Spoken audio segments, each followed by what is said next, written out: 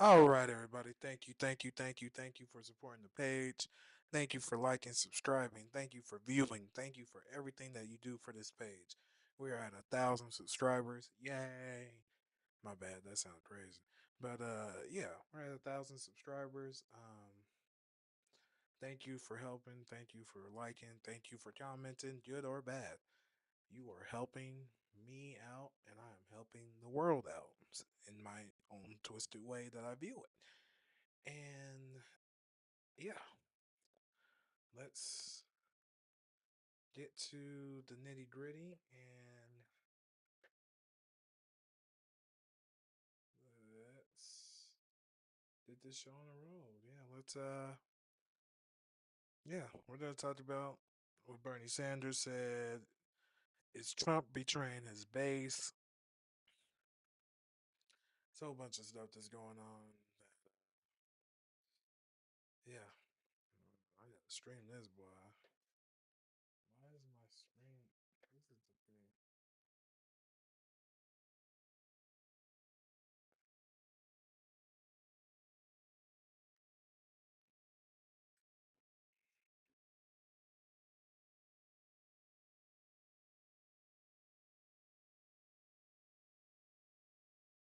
See, this is that shit. How can it be extended display if it ain't gonna extend the display? Ain't that crazy? Yeah, I hope everyone's having a great day, great night. Let's just get to this. Okay, that's my thumbnail. Let's get to what Bernie Sanders said. So, library, where is it? Ew, am I blind or something?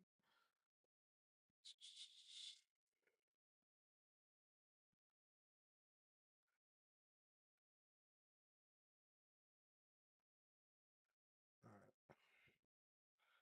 Bernie Sanders.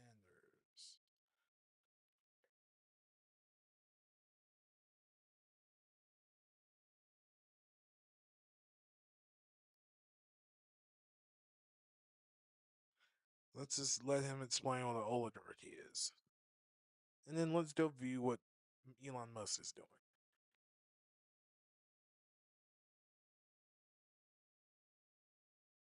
About how the oligarchs of Russia have enormous power under Putin. Politics, it is kind of funny when politicians, the media talk about Russia and Vladimir Putin, they often use the word oligarchy. They talk about how the oligarchs of Russia have enormous power under Putin. But strangely enough, the term oligarchy is very rarely used to describe what's happening in the United States, or in fact, what's happening around the world. But guess what? Oligarchy is a global phenomenon, and it is headquartered right here in the United States.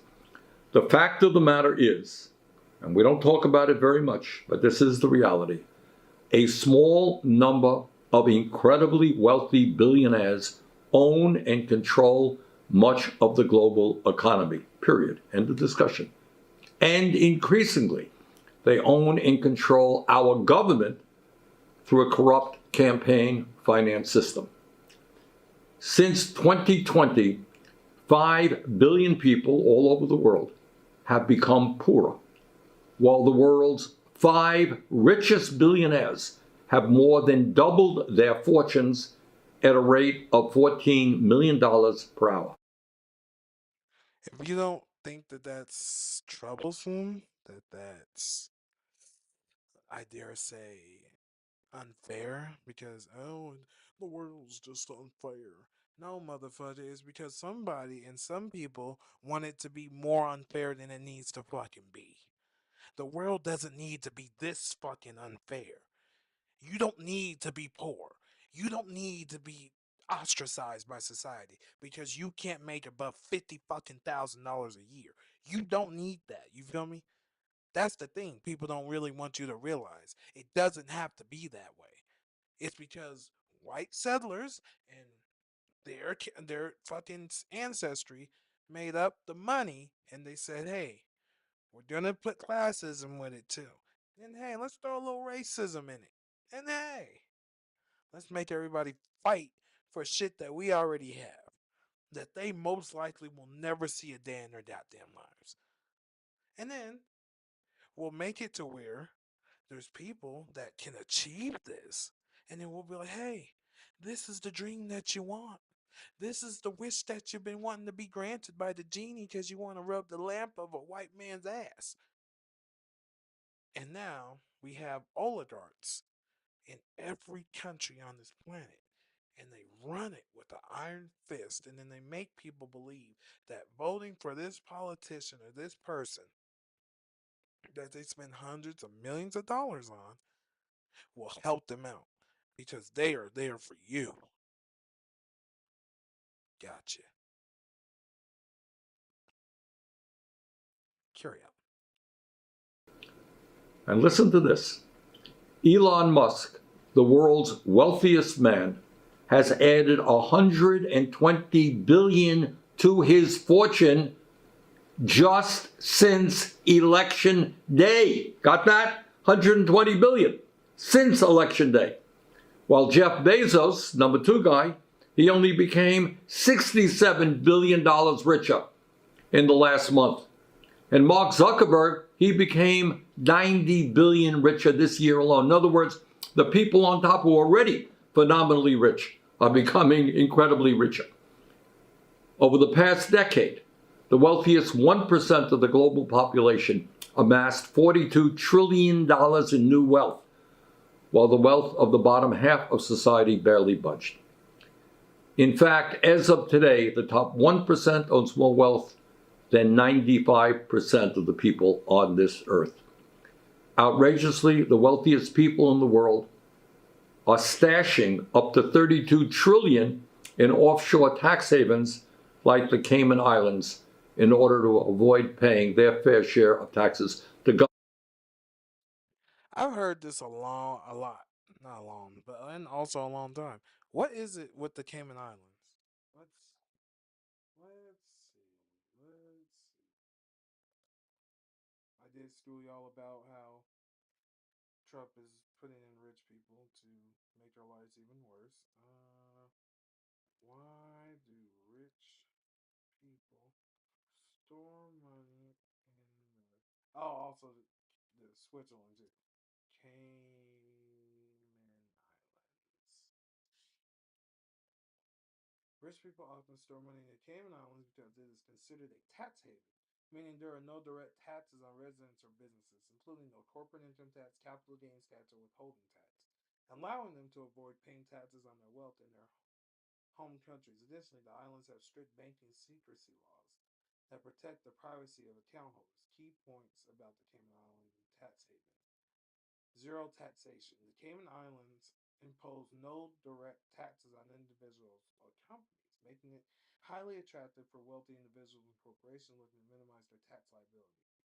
Financial secrecy. The jurisdiction has strong banking secrecy laws, allowing account holders to keep their financial information private. Offshore banking history. The Cayman Islands has a well established offshore banking sector, making it easy for individuals to open up accounts and manage their finances. Reputation for stability. The islands are considered politically stable and have strong regulatory environments, further attracting investors. This was generative AI experimental for financial advice consult to a professional. Beyond this being high quality, alike the Cayman Islands is known for being a tax haven with no income tax, property tax, wealth, or inheritance tax, or company tax. Well, how do they make fucking money? Huh. Cayman. Oh, it's British? It's a British territory? Huh.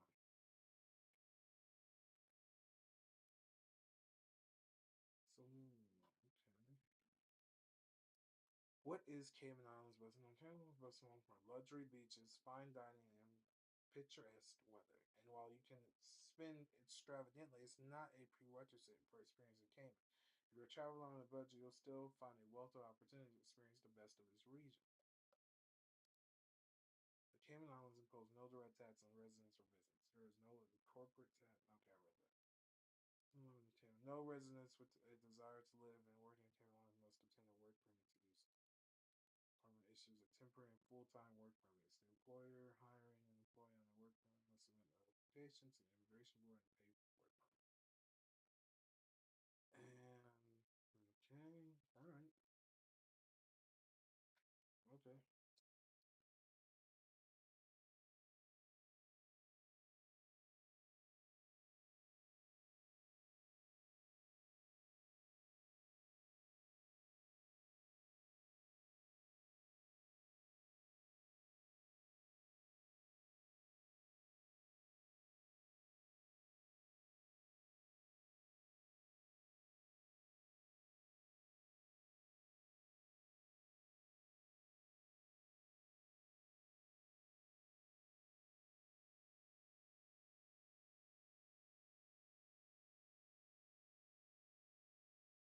I bet y'all didn't hear shit that I said.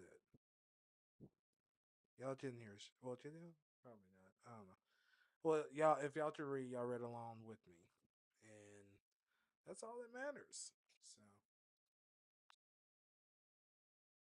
So, all over the world. In other words, governments are underfunded, and these people stash trillions in tax havens. Meanwhile, the uber rich do spend money to protect their incredible wealth. They do it by buying influence, and increasingly by buying our elections. Billionaires in the United States are 0.0005% of the population. That ain't a lot of people. Yet they accounted for 18% of 2024 electoral spending. Tiny number of people spending huge amounts of money to buy elections. Just 150 billionaire families spent nearly $2 billion to buy our recent elections. Elon Musk alone spent at least $277 million to back Donald Trump. How's that? One guy, $277 million. And we saw the results of that investment working pretty good for him. The major defense contractors spent over $38 million this election cycle. And you know what? They're going to have $1 trillion military budget with enormous amounts of waste and fraud in it. And AIPAC, a billionaire-funded super PAC, spent over $100 million to defeat members of Congress who are critical of the extremist right-wing Netanyahu government in Israel and the horrific war they are waging in Gaza. My friends, you don't have to be a PhD in political science to understand that this is not democracy. This is not one person, one vote. This is not all of us coming together to decide our future. This is oligarchy.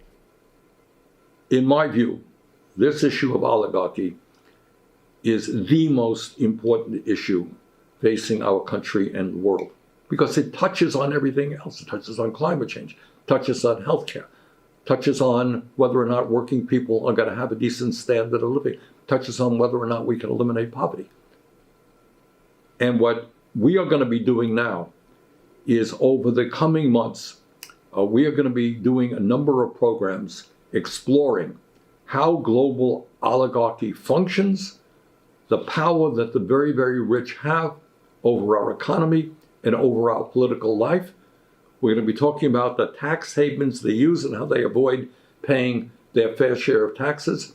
And we will be talking about the kind of role that the oligarchs will play in the coming Trump administration. We're going to bring forth some of the really smartest people in this country and around the world who know about this issue. So it's important stuff, and I hope you will follow along. Take care. Bye-bye.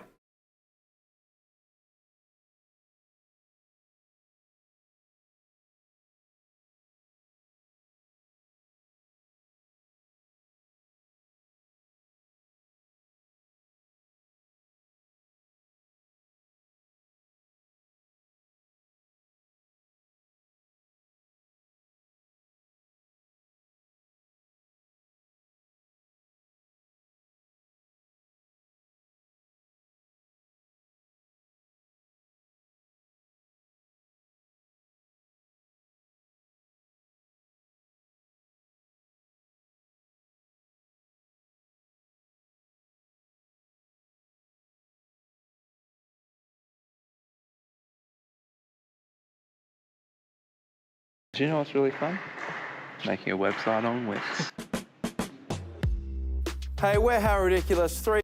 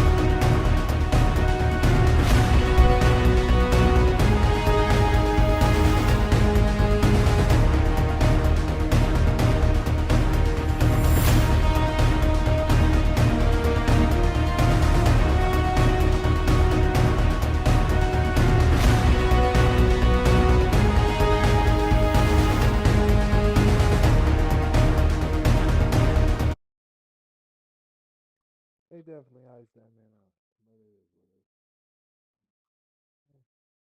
happened.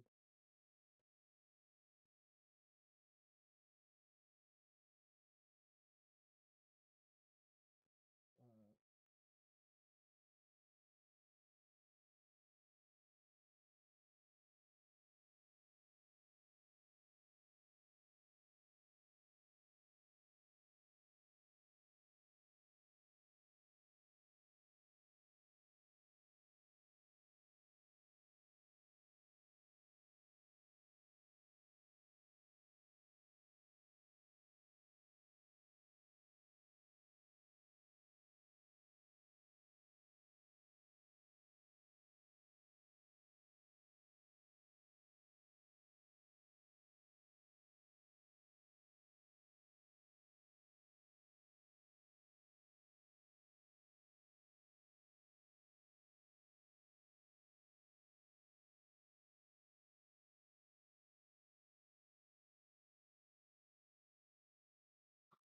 trying to find a channel that won't get my channel taken down.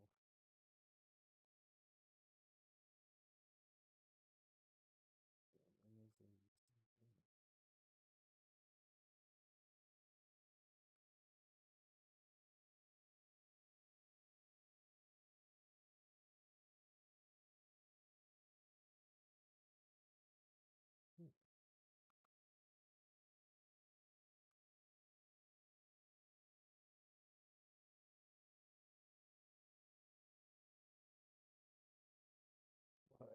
do this.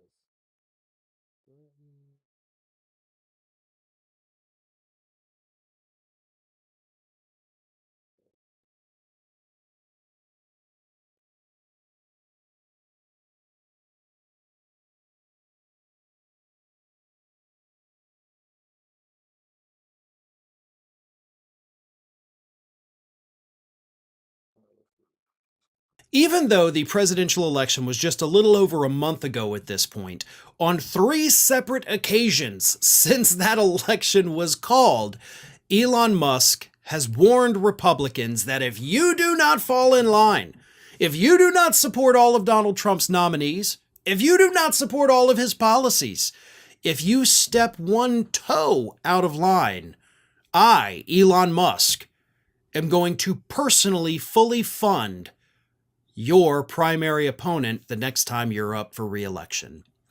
And of course, Elon Musk, who again has made this threat 3 times now, most recently in front of Congress alongside Vivek Ramaswamy, he has the means to do it.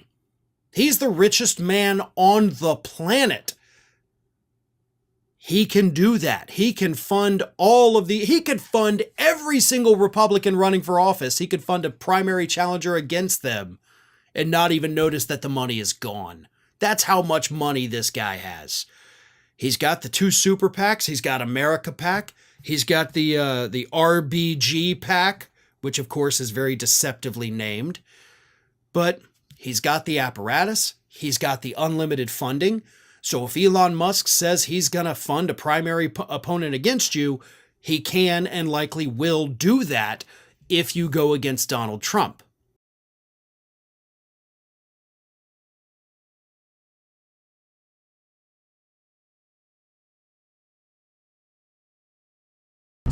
Check out Keith. He's interested in setting up his LLC for his business. I'm gonna show him. Taylor Brands, come along with me. So the business. Good morning, everyone. For the second day in a row, Ontario Premier Doug Ford reiterated his threat to cut off energy supply to the U.S. in retaliation to Donald Trump's proposed tariffs. You come and attack Ontario, you attack livelihoods of people of Ontario and Canadians. We're going to use every tool in our toolbox to defend Ontarians and Canadians across the border. Trump responded to Ford's threat today, saying this. Well, that's okay if he does that, that's fine, but the United States is subsidizing Canada. It's truly a subsidy, and we shouldn't have to do that. And other provinces seem unwilling to withhold their energy from U.S. markets. From the Alberta perspective, under no circumstances will Alberta agree to cut off oil and gas exports. By the way, I won't threat Donald not to send electricity. The disagreement between provinces goes even deeper. Last night, Premier Ford said he is convinced Canada will not escape U.S. tariffs. However, François Legault cited his meeting with Trump last week in Paris. And he told me very clearly that we can avoid those tariffs if we do what needs to be done with the borders. Which is the focus of a new announcement from Alberta Premier Danielle Smith today, a team of specially trained Alberta sheriffs that will patrol the border, more than 50 officers, K-9 teams, and cold weather surveillance drones to stop illegal cross-border activity. If we succeed and maintain proper border security, I expect we will have a very strong relationship with the United States, as we always have. Ottawa is said to have presented a plan to strengthen the border during yesterday's meeting with the premiers, a plan that is expected to be presented publicly in the coming days. Marcia? Jeremy, thanks. Even though the president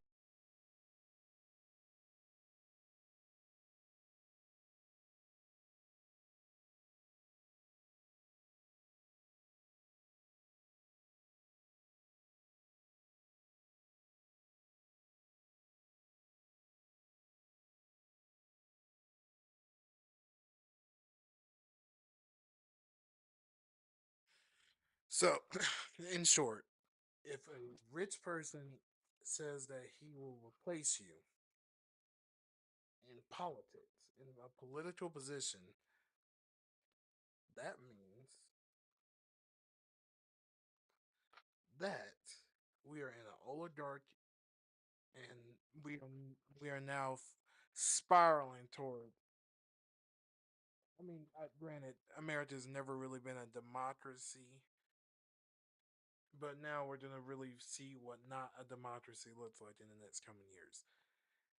And I blame the poor whites. I blame the Latinos, and I blame the motherfuckers that sided with them. It is what it is. Y'all fucked us for real. Money has won, and money will rule for the next 1,000 years in this country.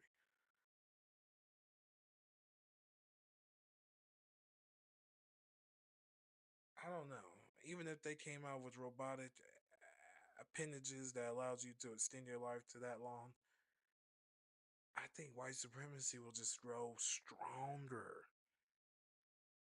Because this shit is sick. He's telling people, yo, step out of line and see what happens. He's rich. He's filthy rich. He's wealthy. He's beyond wealthy. He's in the matrix. He's in his own world. And he still wants to put his foot on people's necks. And you motherfuckers thought that shit is cute. Because you think you can make $400 billion. No, motherfucker, you can't. God damn, you motherfuckers are stupid out here.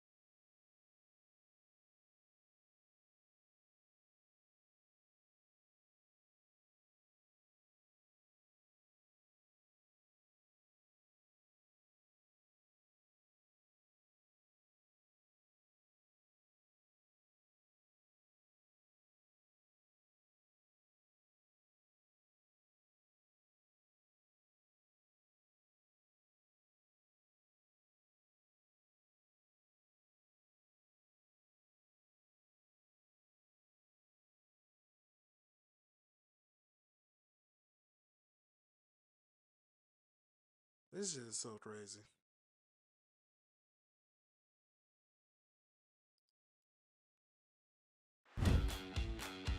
Juggling multiple client sites? Supercharge your productivity.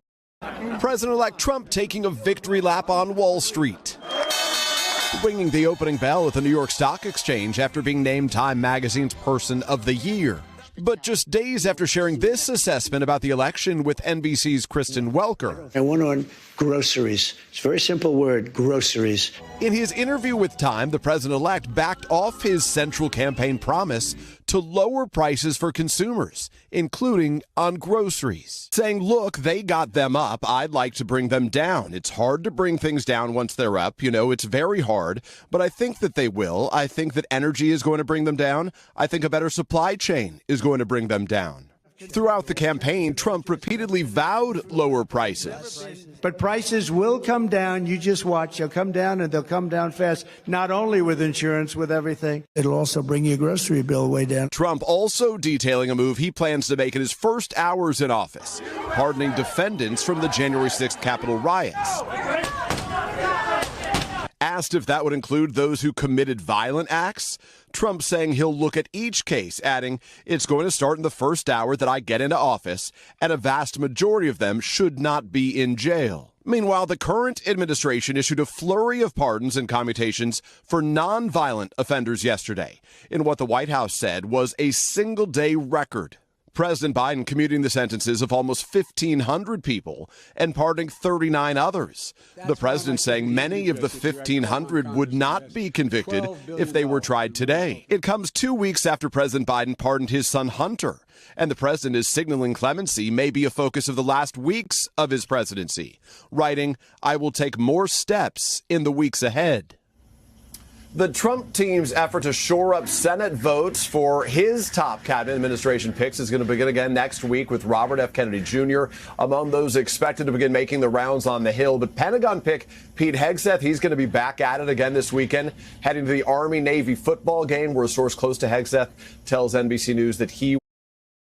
Over 85% of the top 100 accounting firms choose Bill. Why? All right.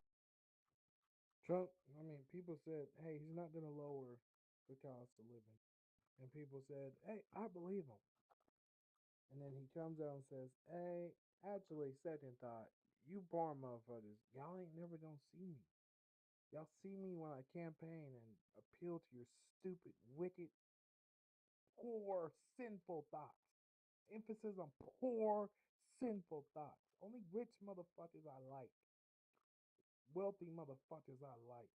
He don't fuck with the poor people. And poor people is what massively came out to fucking vote.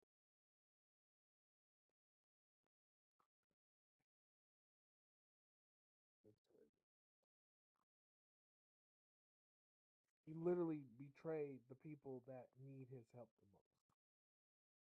In one fell swoop, he was like, yeah, I talked about that, but do I have to look at the cost of living? No. I live rent free, and I'll live rent free for the rest of my fucking life. And my kids will too. But you motherfuckers, y'all suck. It is what it is. I want to talk about the secret of the policies that Donald Trump is threatening to usher in his forthcoming second term. You know, I was looking yesterday, I said, David, sir, what policies has Donald Trump proposed or alluded to so far? And Trump, of course, loves to play this I've got the secret sauce routine. I know how to fix healthcare. I know how to fix trade. I know how to solve the Israeli-Palestinian conflict. I know how to solve energy. And he has, to a degree, convinced his supporters that he wields these brilliant and powerful ideas. But here's what they don't realize. His big policy moves are not cutting-edge strategies. They are recycled duds that economists and policy experts debunked decades ago. You look at the trickle-down tax plans that never reach the working class. You look at slapping tariffs on imports, which only will jack up your grocery bill. Trump's policies that he has sold to his followers are all based on broken theories. You might be a disaffected Biden voter who feels that Biden hasn't done enough on the economy or on inflation or on whatever. Fine. But if you believe Trump has the solutions, Trump's policies have been pre-debunked by decades of research history and facts. It's not, well, maybe some of Trump's stuff will work and some won't. It can't work. Trump's ideas have been proven wrong again and again. Let's go through it. Trickle-down economics, cutting regulations for businesses, slapping tariffs on foreign goods. These are all cons, and I'm going to show you exactly how each of these ideas fails and why his followers have no clue that they've been duped. Trump says and believes you give tax cuts to the wealthy and to big corporations, and the prosperity trickles down to everybody else. We've tried this. We've tried this since the Reagan era, and the results are always wages stay flat, the big players pocket the cash, and working people never see the promised benefits. It can't work. It doesn't work. It's never worked, but they've fallen for it again. Trump says that in the abstract, less regulation means more jobs and a stronger economy. Now, I'm the first to tell you, if you show me a particular regulation that doesn't make sense, I will take out my guitar and sing Kumbaya and say, I agree, let's get rid of this regulation. But deregulation in general lets companies pollute more, take shortcuts, not protect their workers. It doesn't create jobs to deregulate. It creates problem, unsafe workplaces, environmental disasters, which then lead to people getting sick or hurt. They can't work. That's bad for the economy, not good. Tariffs. We've talked about tariffs a lot. Trump says that slapping tariffs on foreign goods will bring back manufacturing jobs. It'll make things cheaper. It'll help the economy. The reality is it's just a tax on imports. Tariffs raise the cost to American consumers and to American industries. Instead of cheaper goods, you get more expensive goods. Remember that the farmers during Trump's first term got hit so hard, they needed massive bailouts. That's expensive for everybody. Trump says cracking down on immigrants, deporting every undocumented immigrant will protect jobs, it'll boost wages, and it'll help the economy, all while reducing crime. But if you look at the data, we've gone through this before. Immigrants are critical to a number of industries: farming, agriculture, construction, healthcare, food service. Trump's immigration policies will create worker shortages. It will raise costs for businesses. It will make everything more expensive, and it will hurt the economy. Trump has said about the overturning of Roe v. Wade, we're going to let states protect life and make policies that are better for women and families. What's really happening? States banning abortion are forcing women to carry pregnancies they either don't want or can't afford.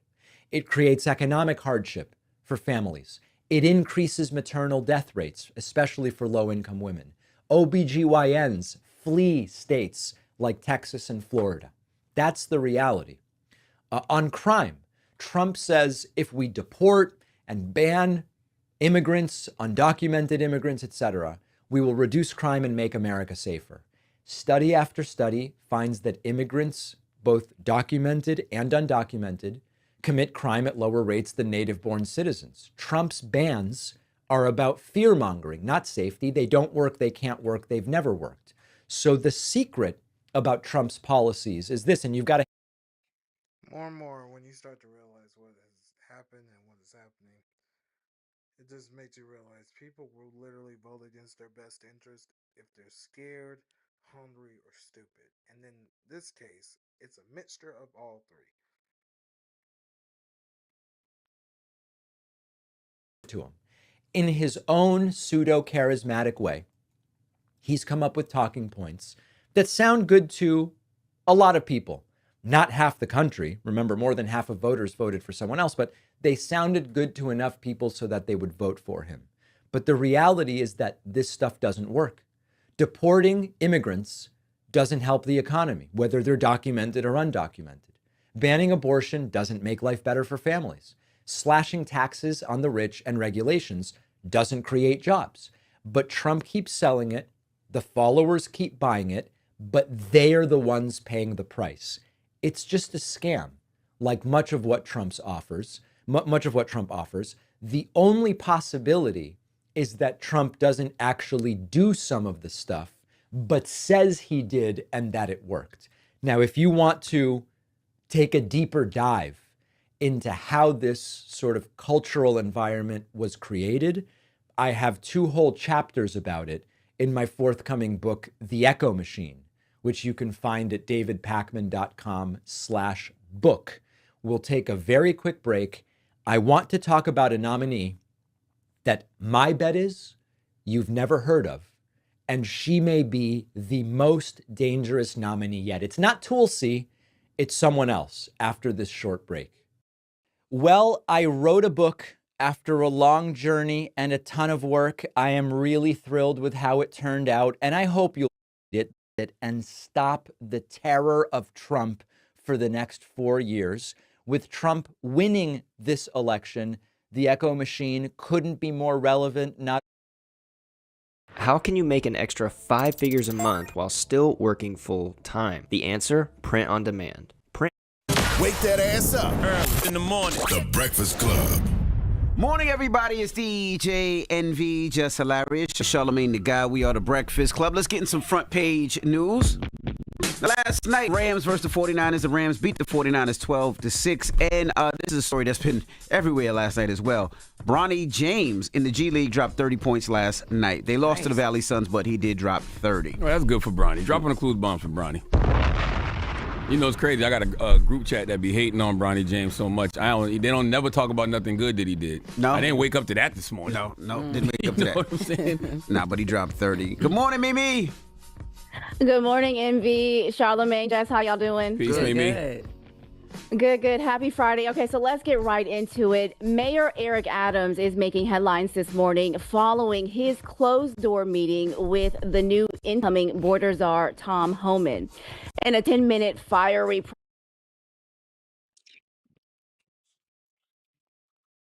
What the fuck is a czar? What the fuck is a czar?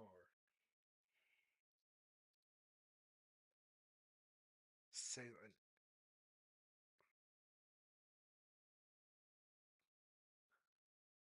Nigga, what?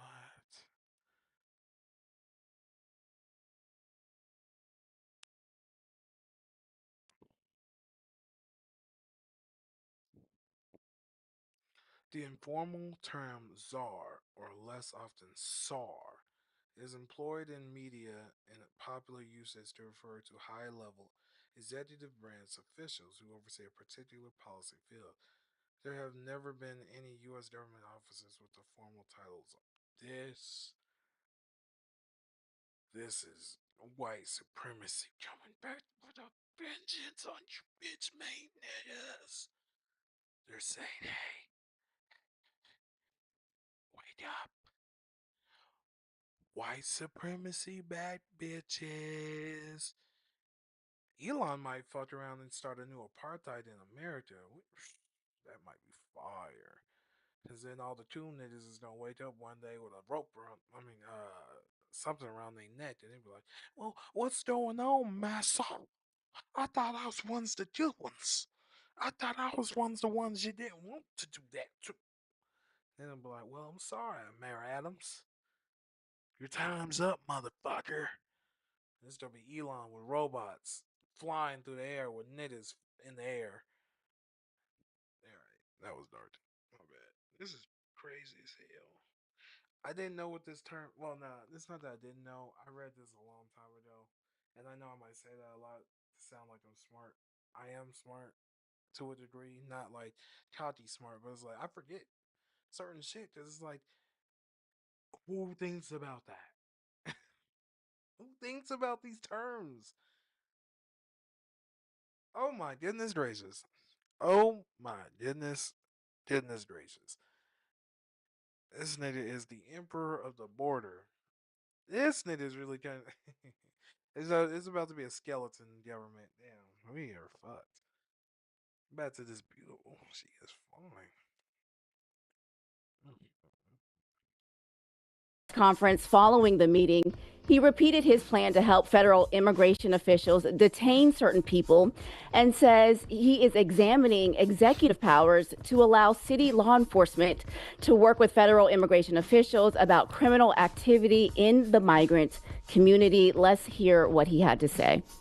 I'm not going to spend hours answering your questions over and over again for you already to have your preconceived notions and your distorted views on what I have articulated.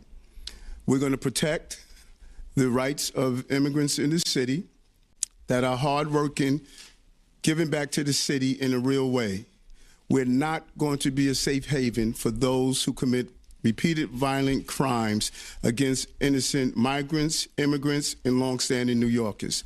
That was my conversation today with the border czar to figure out how do we go after those individuals who are repeatedly committing crimes.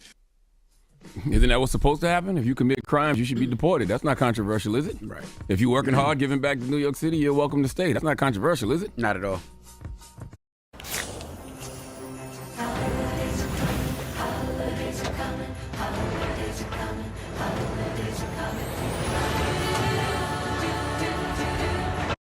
Yeah, I think the controversial part comes in, though, where he is talking about using his executive power to work with, because it's a sanctuary city, to work with ICE to deport, and they're not exactly sure what that looks like. So I think there's a lot of just trepidation on exactly what that's going to look like. Adams had said that the city made serious threats in the past that allowed violent offenders, especially dangerous gang members, to remain on the streets. So he's clarifying his effort that he will not target undocumented immigrants such as dreamers.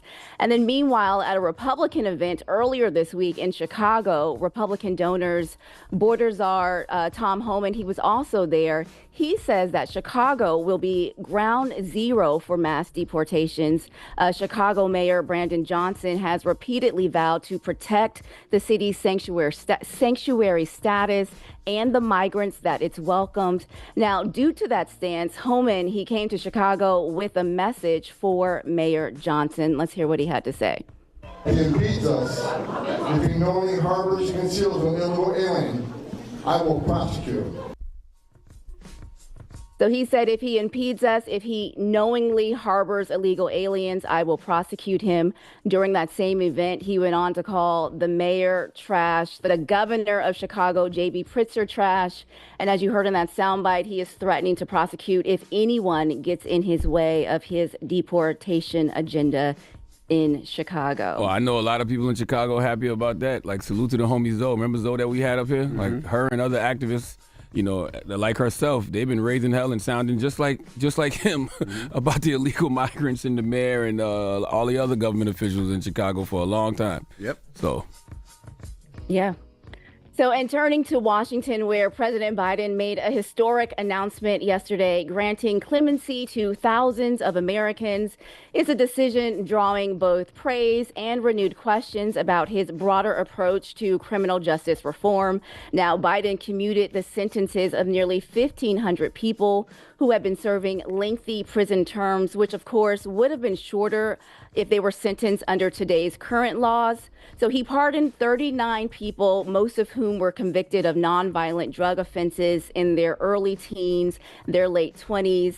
And while most are celebrating this move, some Democrats are pointing out that Biden's actions left out notable figures like former Baltimore State Attorney Marilyn Mosby. Now, she was convicted of mortgage fraud and perjury earlier this year. Of course, civil rights leaders and members of the Congressional Black Caucus, including Attorney Ben Crump, Angela Rye, and Reverend Al Sharpton, have all urged Biden to pardon Mosby, arguing she was a political target of President Trump. And yesterday, House Minority Leader Hakeem Jeffries, he echoed that call during an appearance on MSNBC's The Readout. Let's hear what he had to say. President Biden has to evaluate these things on a case-by-case basis, but at the same time, go as big as possible, including looking at examples of aggressive prosecutions as it relates to people like Marilyn Mosby. Yes, I agree about Marilyn Mosby. Yeah, I said that yesterday. Definitely should have pardoned her. And I do like the 39. My bad, y'all hungry. I've been moving around all day. Yeah, he should pardon that black woman and give her clemency, because Trump is going to ostracize, castrate, and obliterate her. Anyways, another thing. We're so fucked. We're so fucked. It's crazy. Ooh, it's laughable. Of nonviolent crimes that he did, but he needs to go further because he's the proud architect of the 1986 Anti-Drug Abuse Act, and he's the proud architect of the 94 crime bill. So you need to pardon everybody in federal prison for a nonviolent weed offense. How about pardon everybody in federal prison for a nonviolent drug offense? That's what you should do, because your legacy is trash, President Biden. I don't know if he knows that or not, but his legacy is garbage. It's in shambles. I don't care what these old black people say. He doesn't remember. Man, shut up, right? What's the legacy? I don't care what these old black people say and these Democrats say. His legacy is trash. All right. Well, so he needs to do something to correct that, is what I'm saying. Mm-hmm. I wouldn't trade this for anything. Trades. They work out sometimes. There's so many places to see, like Los Angeles, Houston, okay. Yeah. Well, they say it's not over yet. They said that while he hasn't commented directly on Mosby's case, he has hinted at taking more steps in his final week to come. Yeah, what you mean it ain't over and yet? It's December 13th. He ain't got much. He ain't got much well, longer. he's got about another month and a half. Well, No, you better figure Charlotte? it out. Yeah, about a month and a couple of weeks. Month and a week or so. Yeah, month and a week, right? 2 weeks. You better figure it out. The clock is ticking. Yeah. That, clock is... Okay, relax. The clock is ticking. On all levels. I'm Right, just that's saying. what I'm saying. Relax, yo. All right. Well, that is front page news. Thank you, Mimi. All right, coming up, we'll talk more about a Florida woman who was arrested on serious charges for a copycat phrase used by the United CEO health murderer. Wake that ass up early in the morning. The Breakfast Club. Morning, everybody. It's DJ NV, just hilarious. Charlamagne the Guy. We are the Breakfast Club. Let's get in some front page news. Now, last night, Thursday night football, the Rams, the 49ers, 12-6. Dropping the clues bombs for Bronny James, man. So, you know whose birthday it is? You can get excited about this.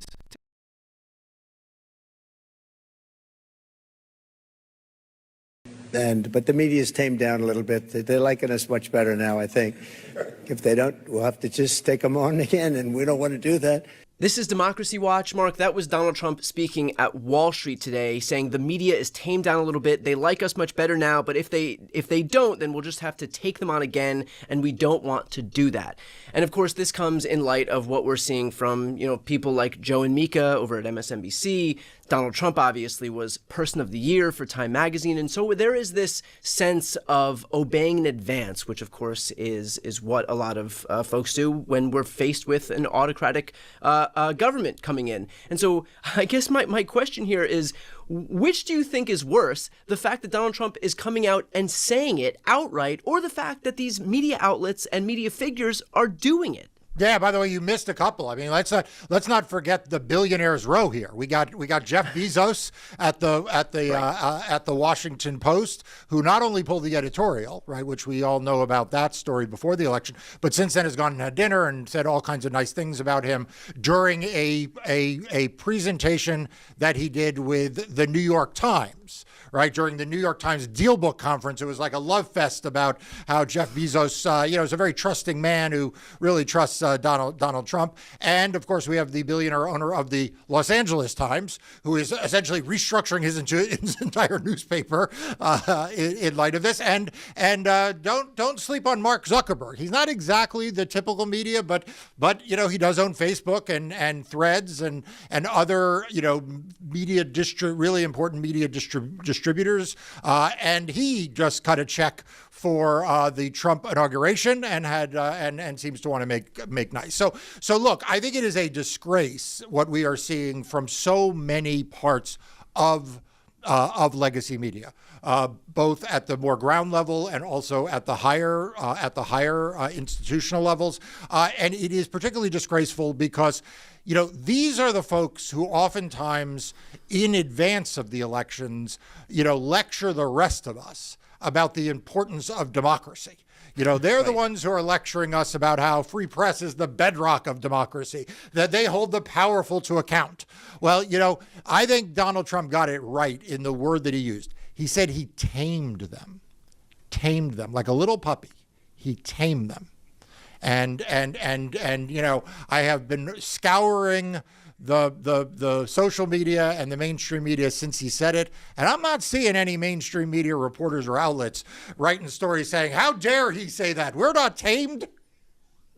Right, of course, because they are. Mark, have you given any thought to basically how to overcome this? Because as you know, when you have a lot of our media outlets in this country really drive the way people perceive politics and political figures in this country. And so if we already know that they're going to be completely acquiescent to the Trump administration out of fear for what may happen to themselves, then that's going to have an impact, a downstream impact on how a lot of people perceive this administration. So have you given any thought to how you come back from this? Because this really is like the beginning of the descent into kind of state media, the exact state media that Trump wants to see. Yeah. We're EF Ultimate Break, the best way to see the world for anyone 18 to 35. Yeah, look, I think the answer is that legacy media was already, dying. It was already facing a series of crippling blows that had it in decline. This is there is an old saying that things move slower than you think until they move faster than you think, and I think that is what we are seeing now with legacy media. It was declining slower than many people projected, but since the election, it is just an absolute free fall. And so I think the way this is going to sort itself out is you are going to have new independent media outlets that are not dependent on business interests for their survival, that are not dependent on billionaires who have multiple lines of business for their survival, but rather people like you. Like the thing about you, Brian, is you are unbought and you're unbossed. Like fundamentally, behind Brian Tyler Cohn is not a banker, is not a corporate executive, is not a private equity firm, is not a venture capital firm. Behind Brian Tyler Cohn is literally Brian Tyler Cohn. So what will happen is people will come to appreciate the kinds of news and information you deliver. It's what I have tried to build with Democracy Docket, which also is unbossed and unbought and is fearlessly independent. But it is ultimately going to be these kinds of outlets that are going to wind up succeeding and are going to be rewarded in the marketplace. For all of the decline you're seeing in viewership and in readership among the legacy media, a lot of these independent media outlets, including Democracy Docket, are actually seeing, we are seeing explosive growth in our subscribers and our paid members because there is an appetite for it. And I would be crazy not to let people know that if you are not yet signed up for Democracy Docket, it is an amazing resource that I use on a daily basis. So I'll put the link right here on the screen, and also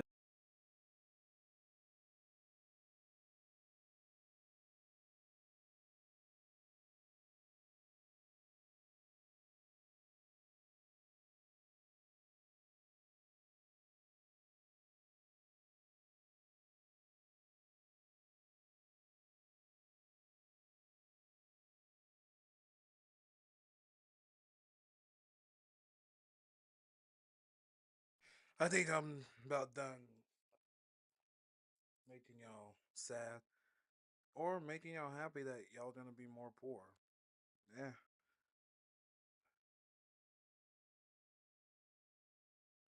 So stupid.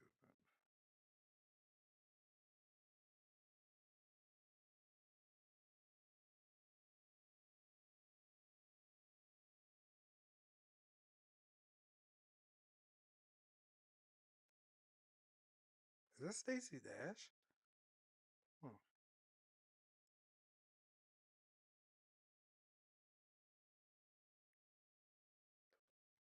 Let's get to.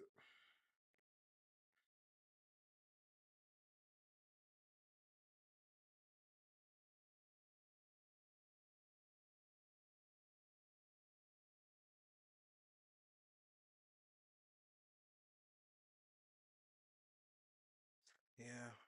Oh, let's do Joe Budden. This is sad. Joe Budden.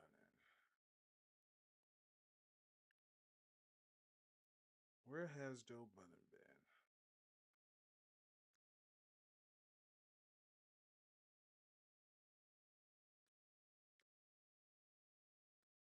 Let's see. Let's see what this guy thinks. What's good, YouTube? It's your boy Elevation here with another episode of the JBP Elevated, where we speak on the Joe Budden podcast and all of his co-hosts on and off the pod. I've got to acknowledge that Joe posted yesterday on Twitter that he's going through a personal time. So everything, of course, is speculation based. But given that my topics have already been alluding to what's happening, we're going to speak on it anyway. I have to be honest.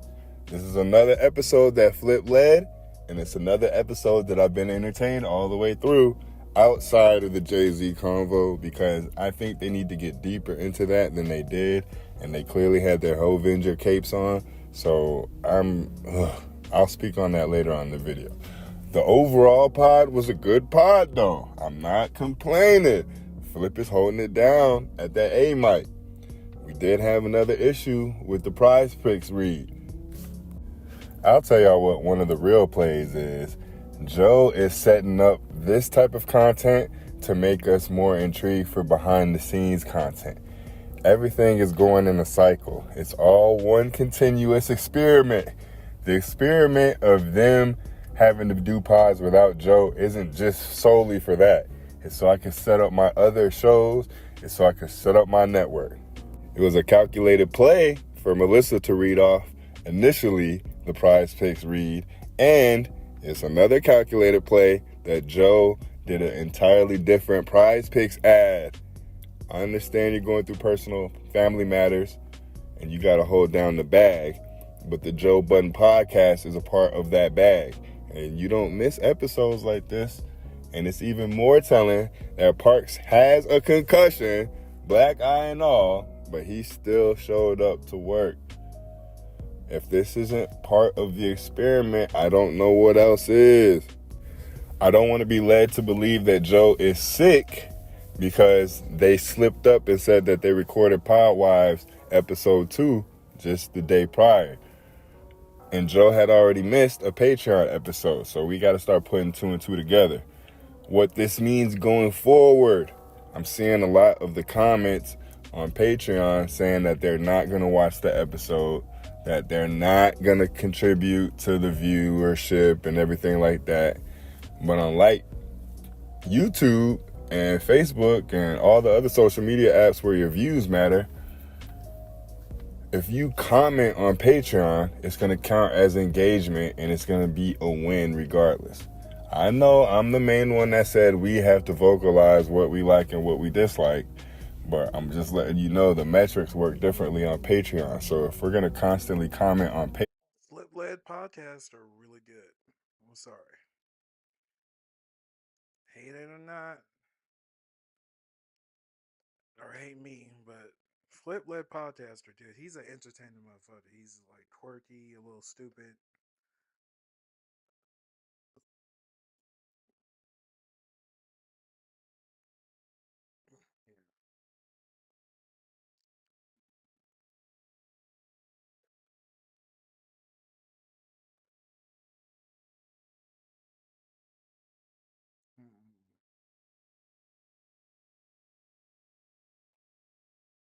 This is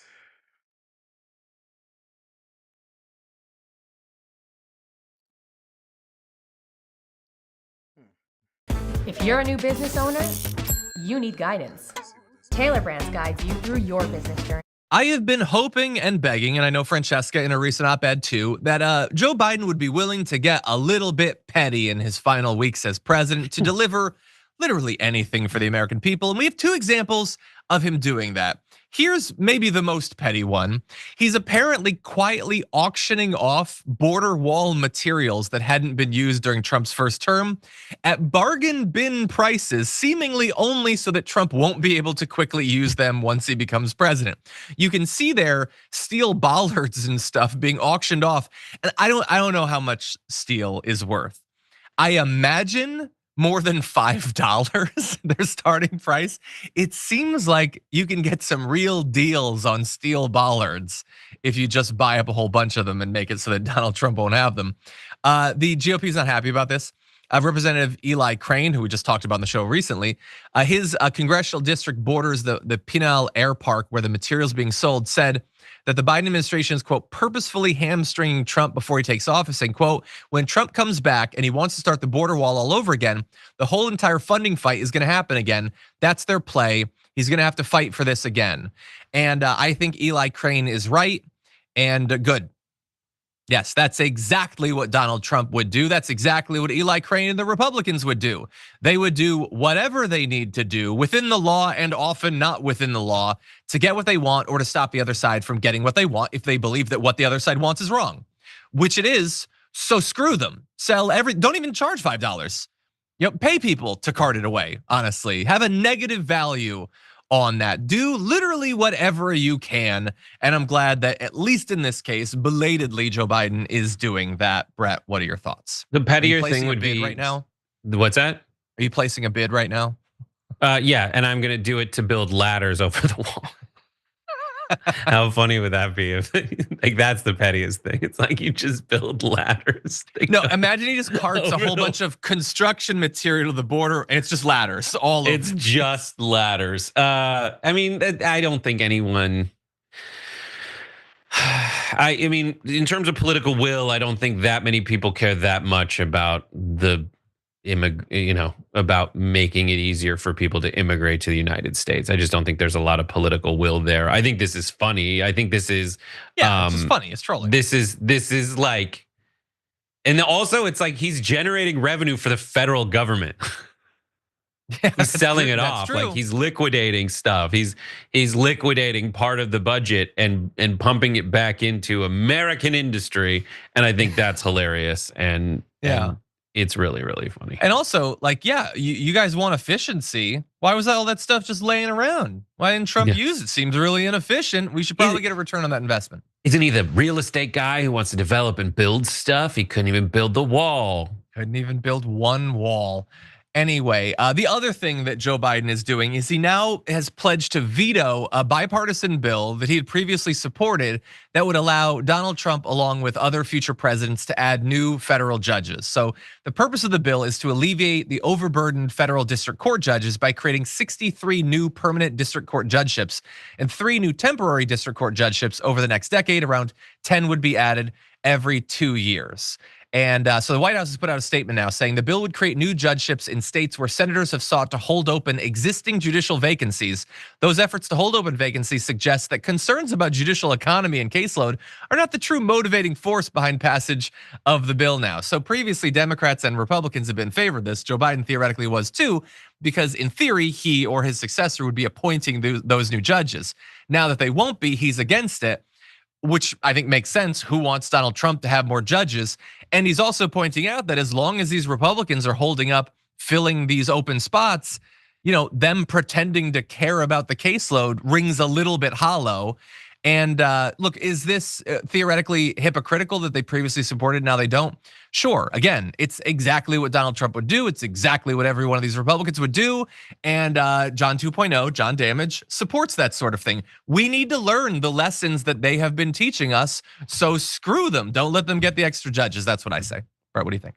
Yeah, I absolutely agree. Just, my only judge is Jesus.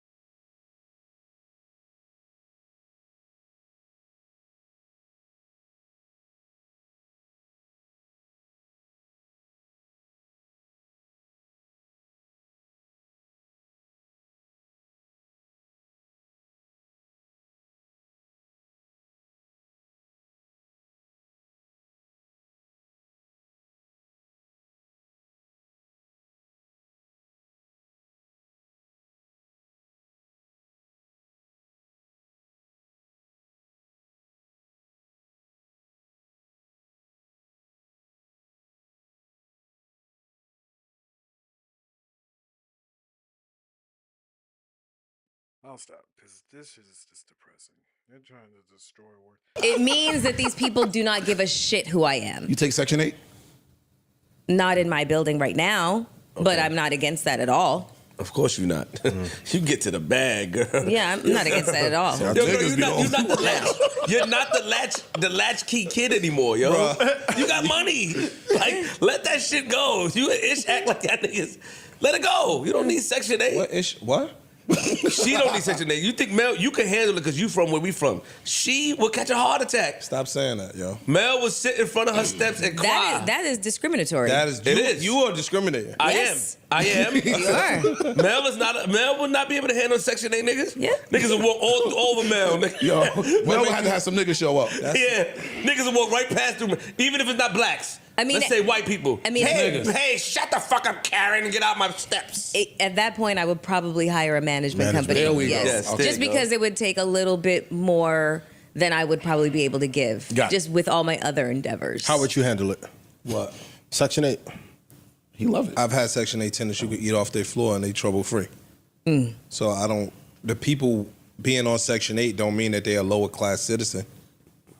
True. true. All right, so now how would you handle? How would you handle the asshole Section 8 person that he talking about? I've had tenants that are not Section 8. That's assholes. How do you handle the assholes, Ish? That's what we want to know. Oh, when a nigga telling you fuck out of here, they don't do that to me.